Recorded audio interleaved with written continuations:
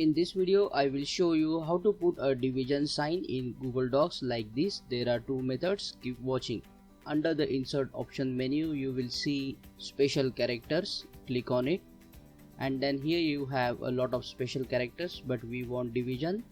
So there are two methods. Either you can directly search the division symbol and you can insert it, or you can also draw the division symbol in this area and the division signs will appear here. You can select anyone. Now the second method is also easy. Keep watching. Click where you want the division symbol to appear, then go to the view option, click on show equation toolbar, then click on new equation and select the second option, miscellaneous operation. Then here you have a second option, division symbol. Click on it and it will be inserted. If this video helped you, please subscribe to support the channel.